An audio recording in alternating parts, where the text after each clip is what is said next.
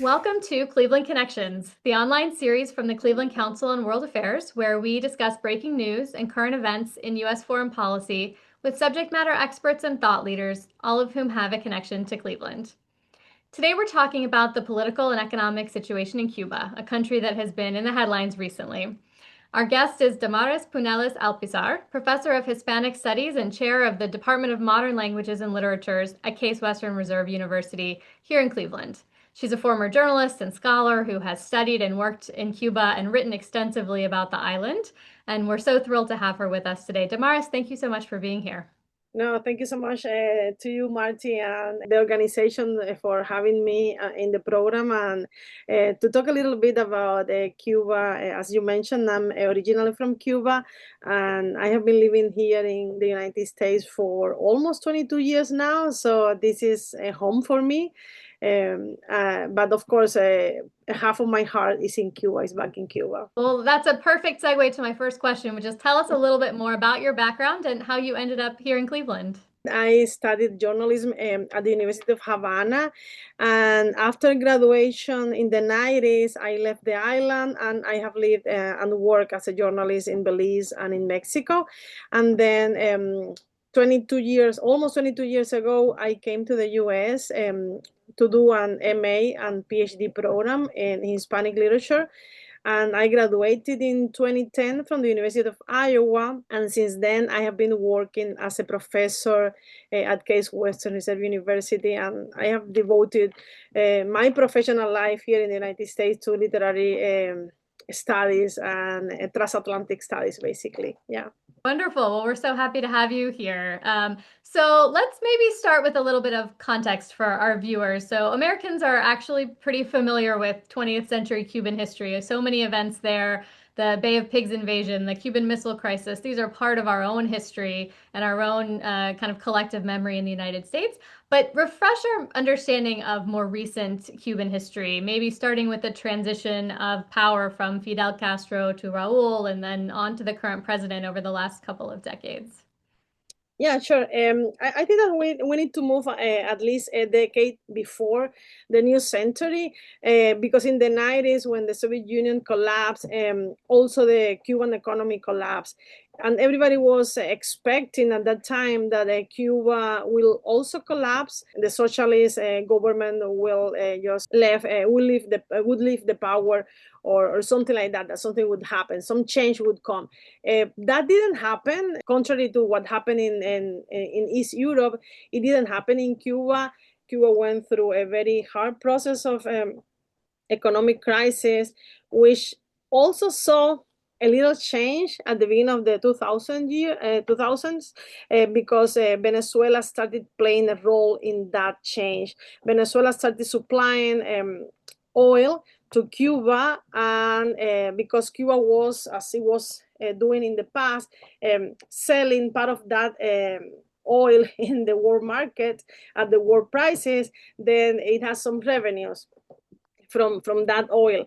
And of course, the economy was still bad and all that, but still there was a functioning quote unquote country. In the last few years, everything has changed dramatically. Fidel Castro stepped down in 2006, and then Raul was interim president for the next 2 years, and then he became officially the president of Cuba in 2008. He stepped down 10 years after, as promised, and at that year, the new president, Miguel Díaz-Canel, took power in 2018, and he's supposed to step down in 2028. We don't know what will happen right now. Cuba is facing a humanitarian crisis. Everybody's talking about how bad the situation is in Cuba right now. Just last Sunday, I was talking to my friends there.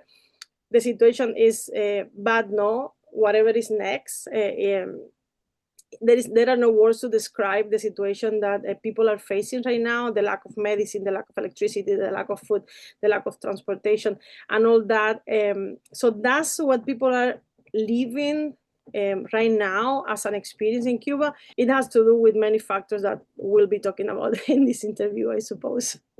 Yeah, absolutely. So you mentioned Venezuela. I think that relationship between Cuba and Venezuela really came to everyone's attention when the U.S. seized Nicolas Maduro in Venezuela, and it turned out he was protected by Cuban guards, and there was a lot of attention around that close relationship. You talked a little bit about the mutually beneficial connection there, but how has the U.S. action in Venezuela impacted both politics and economics in Cuba? What kind of fallout are they feeling from U.S. intervention in Venezuela? Well, the first direct consequence of that is that Venezuela has stopped sending oil to Cuba. Although we have to say that from 2018 and on, the amount of oil that Venezuela was providing to Cuba, it has been going down until now that there is zero, okay? But the main impact that it has had on Cuba right now is that just a couple of weeks ago, Cuba had imposed some sort of critical economic measures on the island. The first of them is that all hospitals are closed, only they're attending ER cases. The schools are closed. It had never happened before in the in the Cuban history. Electricity is almost non-existent. Just to tell you a personal story, when I was talking to my friends on Sunday, they had been without electricity for 29 hours. So that's the main impact that it has had, the Nicolas Maduro being seized by the United States, and the new transitional government that is right now being created in Venezuela.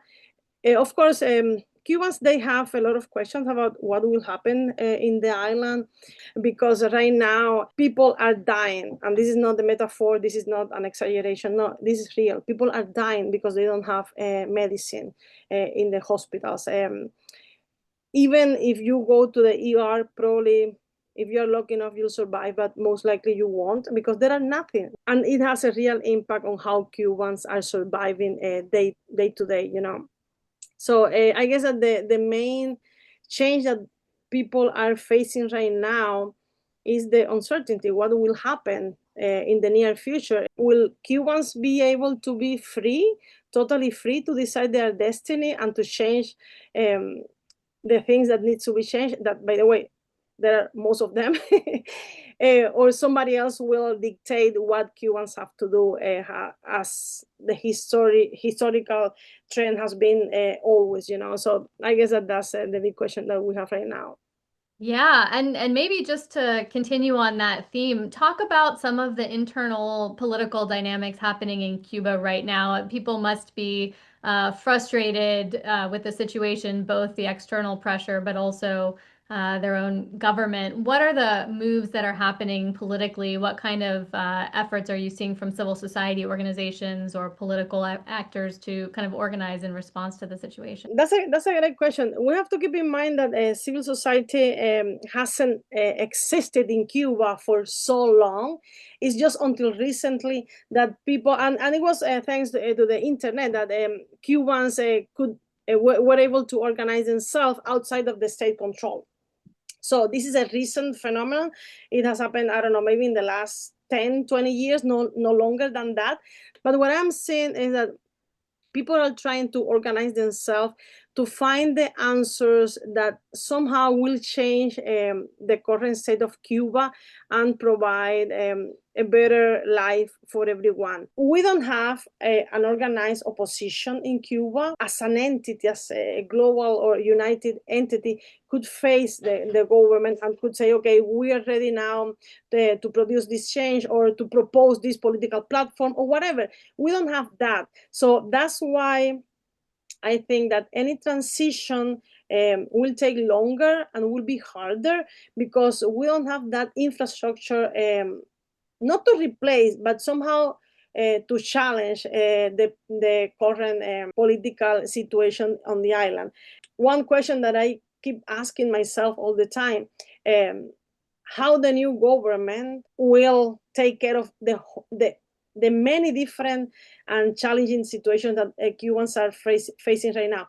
There is no electrical infrastructure. There are no roads on the island that are functional, many of them, they're destroyed and all that. The educational system is down totally. I mean, the classrooms, the universities, everything is falling down.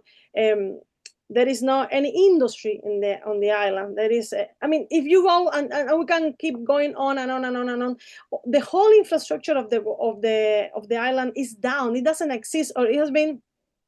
It's so old because it's from the Soviet times, and it hasn't been replaced. It hasn't been updated. All that. So whoever takes power, the first big thing that have to face is how to make this country functional again.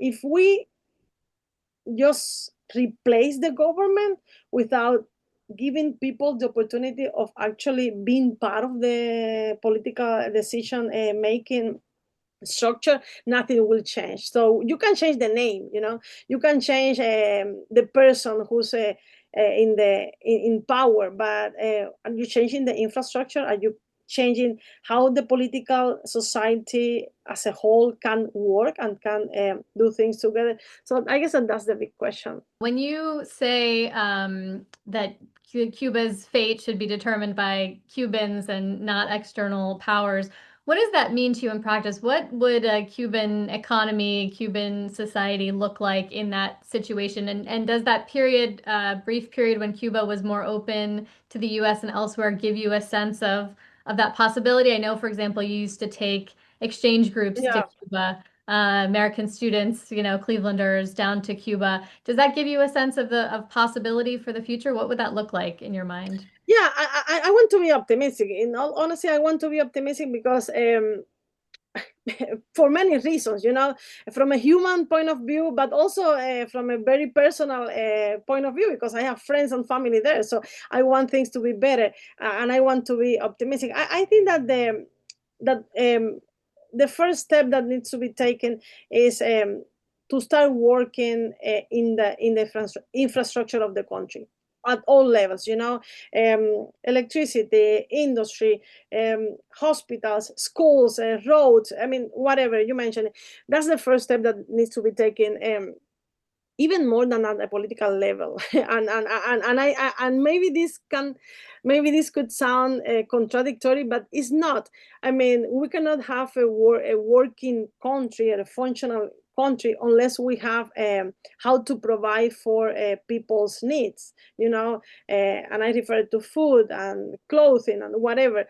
But on the other hand, and that's why I'm optimistic in this sense, is that we already have a little taste of that in some of the years when Raúl Castro was president. The economy was opening up, okay?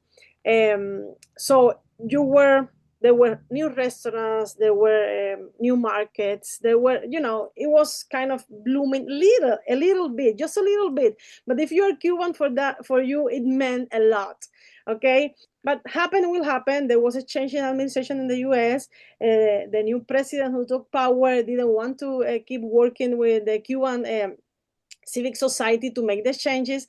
Everything was closed down, and then it coincided with the decrease in Venezuelan oil coming to Cuba. So Cuba became more isolated than ever. And what we have seen in the last few years is just an increase in that isolation, and that isolation has caused that the Cuban economy has totally collapsed. But the first step, I think that whoever takes care of the situation, and I hope that the current government in Cuba is intelligent enough to open up the economy and to open up negotiations to allow investments and to allow humanitarian aid to go to Cuba, is that we have to provide, I mean, they have to provide for a country that needs everything. And that's the big challenge. How do you provide for, I don't know, 10 million people who are currently literally surviving one day to the next? So I guess that the next step is to find a way, hopefully without any civil war, to provide for the people's need. And then after that, we can start just changing the whole political situation and all that. But I guess that the first step is to find an intelligent way of restore the economy. So I was really surprised to learn how many connections there are between Cleveland and Cuba, educational, cultural, historical. Maybe talk a little bit about some of those relationships from your perspective and why what's happening right now in Cuba matters to folks here in Cleveland. There are connections between Cuba and Cleveland for many reasons. First of all, of course, the people who are already here. I led 2 trips to Cuba, one with the Cleveland Foundation, and we have brought people from Cuba, artists, intellectuals, writers, and all that here. And they have been working here with local people. And also I took another trip, another group to Cuba from the university, I mean from alumni and donors and all that to Cuba. And it was about the time when Raúl Castro was the president and things were opening up, you know. So we were trying to find at the time, we were trying to find ways of creating more connections, more meaningful connections between Cuba and Cleveland, and especially in the cultural arena. Cuban culture has a lot to offer, not only to Cleveland, but to the whole world. But especially in Cuba, in Cleveland, because we have people here living from